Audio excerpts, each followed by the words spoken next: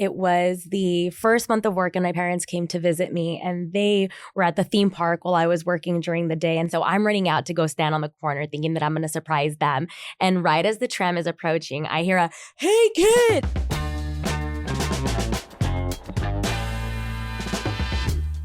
Hello, I'm Jacqueline Coley, and welcome to Scene on the Screen, brought to you by Make It Universal and Rotten Tomatoes, where we talk movies with some of the people behind the scenes at NBC Universal.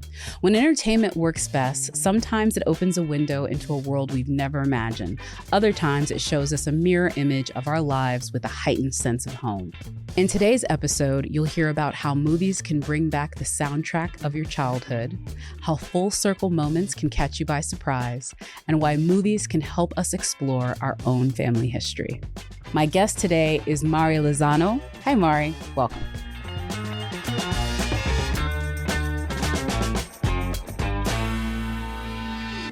Hello, Mari, and welcome to Scene on the Screen podcast. I love the way we start these, which is with the most important question and the best question. What do you do at NBC Universal?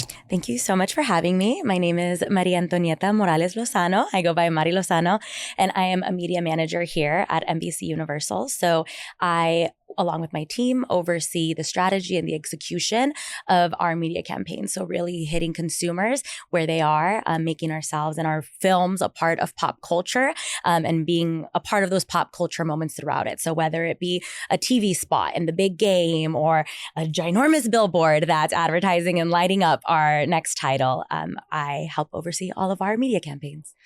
I know media is like this word that people don't often understand. Explain exactly how little and how big that gets. Because you talked about this spot, but when you talk about media, there's things that people don't always think of as media, but it's part of your team. Absolutely. So really, everything that you see that's this advertising in movies, that traditional advertising space would usually fall under the realm of media. So like I'd mentioned, it can be something like a radio spot that you hear, or even DJ radio integrations. It can be as small as a transit shelter that you pass by on the street, and as large as airport executions, social media campaigns. So when you get those promoted ads, that'll come in through us as well. It's nebulous, but it's so important, especially in the promotion of these films. And, the best part about this is we're going to get to dive into how you approach your job. More particularly, we're going to dive into movies that you're familiar with, that you love, that sort of brought you into this position.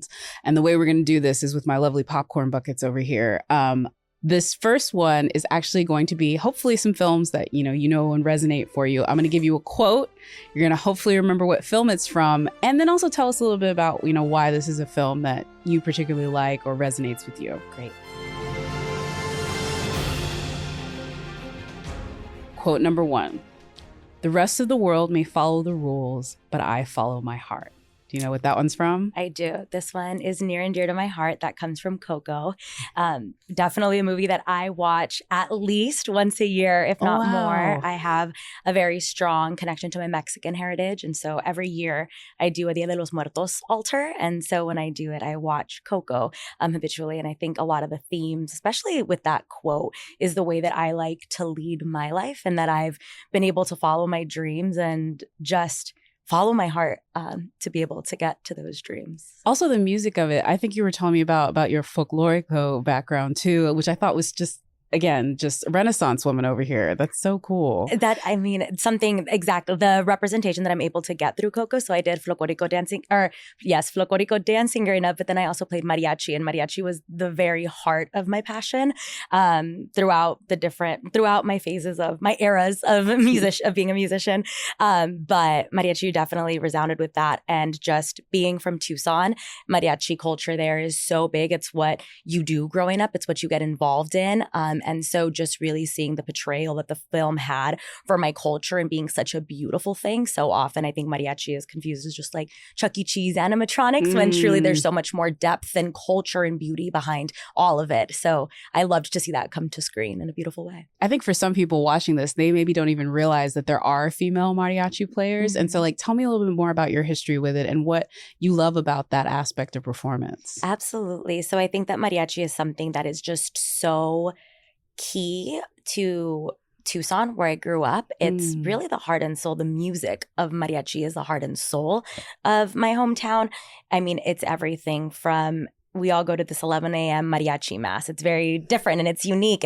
But that's how I remembered growing up, mariachi all around, whether it was in mass, whether it was us having brunch and mariachis playing. It really was, I remember as a young girl, I've always loved to sing and my brother's a musician. And so I always wanted to enter into music in some form or another. And as a young girl, just hearing that every Sunday and hearing the power within the voice and hearing the beauty of the music and really the way that it just romanticizes life was so beautiful for me and to me.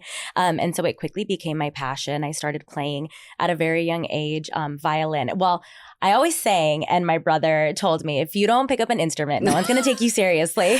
He's probably not wrong. No. So then, sure enough, I picked up the violin and I played it all through high school up until I went to university level. But it really is just something that I think it's beautiful because you can play a mariachi song to someone who's 5 years old, or you can play a mariachi song to someone who's 80 years old, and we'll probably all sing that same song together because it's multi-generational. It's something that's passed through. It's something that's near and dear. And I think that there's so many special songs for special moments throughout life that really unifies our culture all together. So it's definitely been something very special, and I'm grateful that I'm able to have that unique niche little corner of music. Do you have a favorite standard? Like, I won't know it, but I'm gonna look it up afterwards. We don't want to like sing. Is there a favorite one from you, like a mariachi standard or a song that you're like, this is the one I would put on all the time? Ooh, I have probably three top ones. Give them to me. I'll throw them out. Si nos dejan, Laureles, and then Tres Regalos. All right. My mom used to sing me Tres Regalos as a young girl. And so that's one that now whenever a mariachi's around and we're there, then I'll ask if I can sing with them to sing it to her. Oh my gosh, girl. This is like the best version of live karaoke ever. Hopefully, like, I don't know, if ever that situation arises, send the video. Let's put it on the IG. Will do. Let's do it. You weren't the first female mariachi singer or player that I'd seen, but you were the first one I'd met. So I will say you're going to be the first one. I was like, oh, I know her. Here's another one, and it's just one word, but I think it's enough. Towanda, fried green tomatoes. Yeah. This one resonates so strongly with me. That was very much a movie that my mom and I bonded over as I was growing up. The themes of female empowerment, the themes of love, the themes of friendship, the themes of just standing by each other and standing for each other is really so beautiful. I recently rewatched Fried Green Tomatoes, and there's a quote, and I'm going to butcher it, but something along the lines of, there are angels masquerading around the earth, and your mother was one of the greatest. Yeah. And I think that one's just so special to me because that's exactly how I feel about my mom. And so being able to have that connection with her through that movie and how much she's empowered me. And with that quote, Towanda, every time that there was something scary that I had to stand up against is definitely special. So. Yeah, I'm Southern, and that movie is another one. Like, literally, fried green tomatoes, the actual like dish was very popularized. It was not as popular, I think, with a lot of people before that movie, but it's definitely one now where we cook it to be like, yes, we know how to do this. We know how to be there. And yeah, I love that. That feels something. I'm from Alabama. So like, again, a movie that sits with my heart as well. This is like I love. It's like a throwback and a throw forward. I gotta go, Julia. We got cows. Twister. Yes. So when I was growing up, my mom had 3 movies that she told me that we had to watch, and we'd watch them as I'd hit different phases in my life. So those 3 movies were Twister, and then it was American Graffiti, and then it was Dirty Dancing. And so Twister really being that first introduction in someone telling me, we're going to watch this, and we're going to watch this as more than just entertainment. Let's watch this as the cinematic masterpiece that it is. And so really that, I think that may have ignited my love for movies, which is truly full circle now that I'm working on the Twisters film, which has become so near and dear to my heart because of the past and the nostalgia behind it, but also all the fun and development that I've had throughout the process. And it's crazy to think about it, too, because you've had your journey here with Universal, but you actually got to, that's your first content day you got to sit in on like that. Those, for folks that don't know, that's something that I do all the time. But even you in your role, it's crazy to see how much, like to your point, media and how much talking you're creating. I'd love for you to tell us about that day and how fun that was to like sit and spy that. Yeah, absolutely. I mean, I felt like a kid in a candy store. I think that with my role, I'm so much within I work with various teams. So I'm a lot of times within the heavy of the research and the data and the pop culture, really more so numbers behind things and stats. And so being able to be there live for the content creation and more of that creative piece behind it was just so much fun. Being there, they were long days, but even hearing the way that the directors would dissect different questions within each individual segment. All around, it was just so beautiful to see all the different pieces of the planning process and the marketing campaign come together under one and really get a full circle moment there. I think it's so interesting, just your sort of relationship with the title of Twisters is like one of the first movies you saw experiencing that sort of like summer blockbuster moment to where you're now thinking about trying to recreate that for an audience. Do you sort of think back to that time with today's audience and how to, you know, sort of make them feel like what you were feeling way back when? Like, that's a huge part of the job, I bet. It is, absolutely. And I think that's something that's really unique about Twisters' audience, and we were going through this, is that even as a young child, I'm not from Oklahoma, but being from Arizona, cowboy culture is such an integral part of, also an integral part of how I grew up. My dad's from Tombstone. We've grown up on a ranch. When I'm back home, I'll go out and I'll help my cousins count cows. And so I think that there's this very unique subgenre of an audience that is Latino. And so that's what really spoke to me when we were doing this Twisters work. And as we're looking at the early audience work, I'm thinking to myself, you know, there's going to be a pop here for these multicultural cowboy, like we're calling this audience a red, white, and blue audience, but there is going to be this red, white, and blue also means multicultural within that. And so I thought that was really interesting to be able to lean into. Música Regional is from the area of Mexico that I'm from originally. And so it was, and that's very much a way that you tie in that country Western into a Latino demographic. And so to be able to work within that space and going into my role here at Universal, understanding that that's now a genre that's growing rapidly internationally. So to be able to pair the two, my home state and my culture that otherwise isn't necessarily represented. You don't really, I mean, in mainstream media, you don't really see these Mexican cowboys, which are vaqueros, as popular as they really are, and as the roots of where cowboy culture comes from. So to be able to tap into that and lean into that and see that come through in our audience work, and now see that hopefully come through at some special Easter eggs for that audience to be able to see as well. You're doing some like Latino Beyonce things with this. I'll just say like with what she's doing with Cowboy Carter. I'm feeling this whole like, just don't forget about us. We were here from the start type stuff. That is really so great. Well, you did great. Thank you. 3 out of 3. This is going to get a little bit harder, maybe really hard, depending on how hard they go on it. But these are still things that you have seen on screen, but we're going to give you trivia questions around them. So hopefully after I answer the question, you'll remind you. Maybe I'll give you a few hints, but I think you'll do good on these. And again, these are films, hopefully, and sometimes these ones are true or false. Okay. So you don't have to like know the whole answer. Okay. But if you have anything you want to elaborate, you let us know. When making The Sandlot, in order to establish the close bond between Smalls and Benny, the director had Tom and Mike, these are the two actors, rehearse weeks before the rest of the kids showed up to film. True or false? Ooh, think about the chemistry on set. Yeah. I want to say that they had incredible chemistry. I mean, you'd really believe that they were best friends. So I want to say true to that one. Yep. Sandlot is one of my absolute favorite movies. I just watch it again and again. I'm the youngest of 9 siblings, and I have 6 brothers. I mean, so we're a baseball team, as is. I was going to say, yeah. And then I'm very close to my brothers, and a lot of my bond, especially with one of my brothers, is our love for baseball. And so being able to watch that and all the fun and day in the life of these kids just running around the neighborhood really takes me back to that nostalgia. And Benny the Jet Rodriguez was my first ever crush. Was that your on-screen crush? That was my on-screen crush. I think that was a lot of girls on-screen crush. Like they cast that one very well. Are you Diamondbacks fan then? Massive Diamondbacks fan. Die hard. I will go up against any Dodger fan. I was just about to say, this is rough territory for you being in LA. The hill. I don't die on many hills. I'll let things go. It is the hill I will die on. Hey. We'll see you in October. Dodgers. I'm a Rangers fan, so you guys are heartbreaking. I mean, we too soon. We try to make it. That's all all I will say. We try, and occasionally we have so few wins, though. Let's be real. I mean, you beat us last year in the World Series. You got that's the first time in like forever. Like I think that was like the first time in like 20 years that they even made it to the World Series. So like, give us this. Well, you can have it. Thank you. It's tender. Trivia question number 2.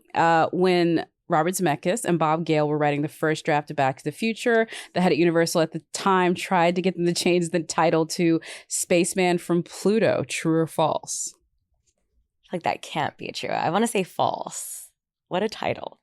It's true. Oh my gosh. Yeah. And it's actually one of the reasons why you see that Spaceman like book and all of that stuff that they do in there. That's actually true. And there's a memo from October 17th, 1984, from the head of Universal, Sid Sheinberg. He had pitched Spaceman from Pluto because he said he wanted to avoid the feeling of a genre time travel movie. Oof.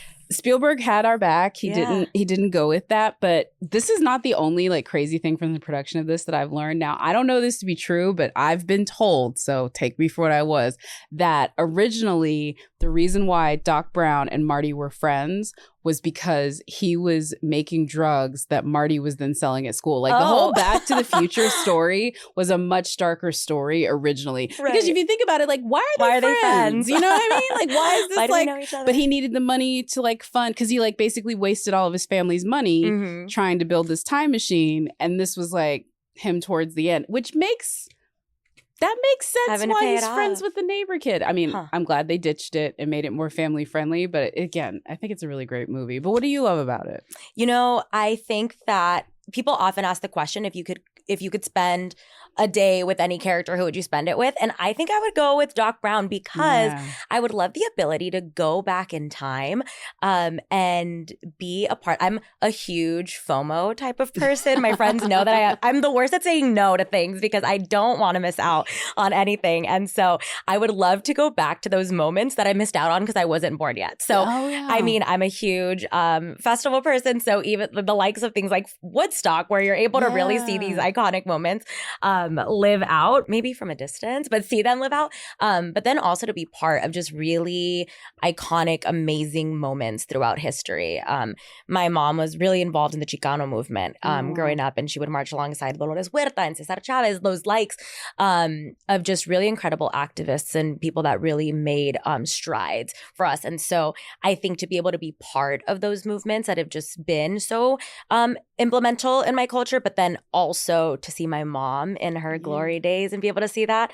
And then also on the other hand, seeing my dad out as a cowboy. I mean, all of those things would be really cool to be able to see. Being the youngest of 9 siblings, I feel like there's a lot of memories that I have just because I've heard the stories behind them, but I wasn't even born for them yet. And so to be able to take part in those moments would be really special to me. So I very deep for the way that I would see Back to the Future, but that's what I think of when I'm going to it. I think the youngest child, like, they're all FOMO people. My partner's the youngest child, and he's always about like, I want to know what everybody's doing. I'm like, and me, I'm an only child. I'm like, I don't need to go. You're like, I'm fine. I don't need to be have a good time. If I'm not there, it's not happening. It's maybe coming from the fact that you got left at home a lot. You know what I mean? When you were like the youngest, and like, oh, you can't go because you're the youngest moments. Like, I get that. Like, I feel that, and I understand it. I, on the other hand, was dragged everywhere, and I was like, I don't want to do this. You know, because one kid is more portable, and they just, and I'm like, I didn't want to. When you've got 9, that's a Sprinter van. That is serious. All right, so our third trivia question. Josefina Lopez wrote the play Real Women Have Curves, which was then later adapted by George LaVue when she was just 18 years old. Gosh. Is that true or false? You know, it is such a mature and beautiful story, but because of how real it is, I think that's true. I think true. At 18 is when you really feel all of the emotions that film portrays and is able to, you know, we call it teenage angst, but really those feelings that all of us feel so deeply and so raw. So I really don't doubt it. That movie was also monumental for me growing up. And I think I'm so grateful I saw that very young. And that was really, looking back on it, I think the first example of representation that I was able to see in Hollywood. I'm trying to think back, and I think that really was the first one. And seeing America in that role, and I saw it right at the brink of me entering that phase in my life as well. And I think that was so monumental for me to realize that I wasn't alone and that so many other women felt this way. And while it didn't make me avoid feeling that way, it allowed me to learn how to maneuver through life. And I think that it really gave me a strong foundation for being proud of who I was as a Latina, being proud of the voice that I have and not feeling like I didn't belong in certain rooms. That moment from the film where she's like looking at the dress and she's just like, I just want to look at it. Like, I know we don't get to keep them, but like, I want to look at them. That's like one of my favorite lines about that, because I think it speaks to not just the character, but what all of us that maybe get to touch the beautiful things but not keep them feel.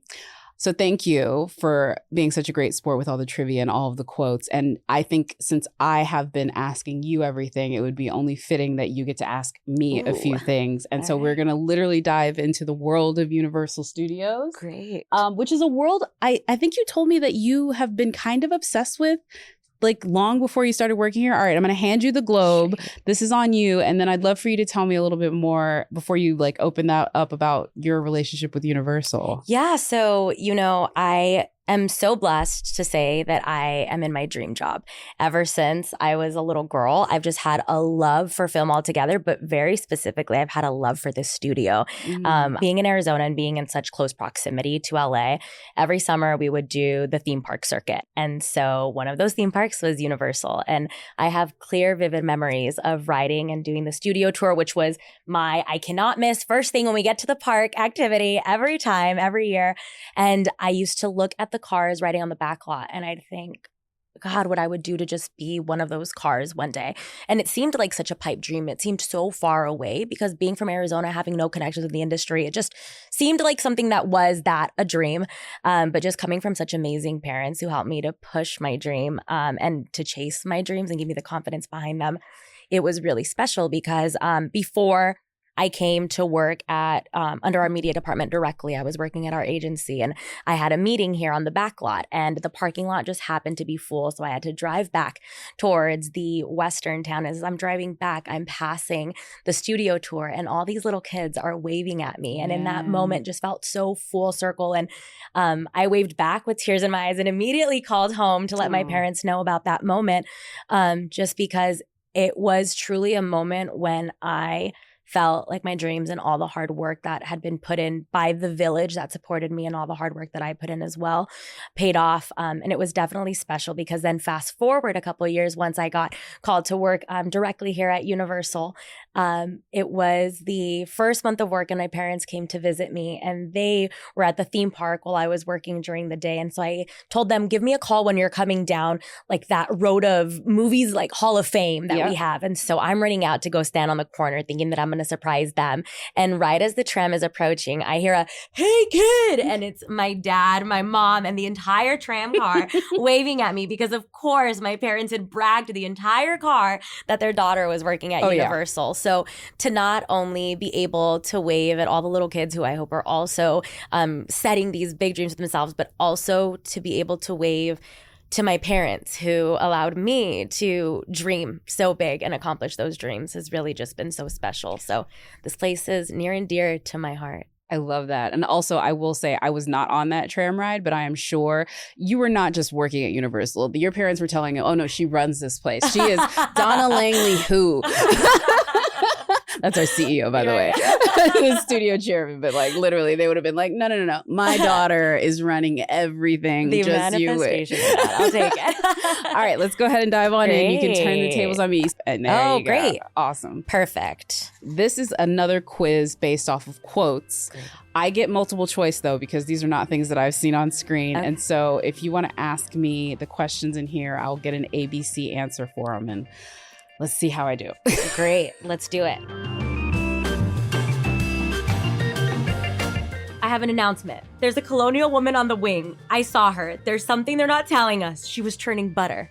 Which movie does this quote belong to? Okay. Funny People, Bridesmaids, or Girls Trip? I believe that this is Bridesmaids. Yep. Okay. Correct. Yes. I was like pretty sure it's Bridesmaids right before things get really bad. Yes. Such a quotable movie. Yes. All right. Next one. Somebody up there has got it in for me. I bet it's my mother. Ooh, Patch Adams, okay. Tu Wong Fu, Thanks for Everything, Julie Newmar, or Mamma Mia? Mamma Mia. Mamma Mia. Definitely. I think it's my mother. Mamma Mia is such a banger. It is a truth universally acknowledged that when one part of your life starts going okay, another falls spectacularly to pieces.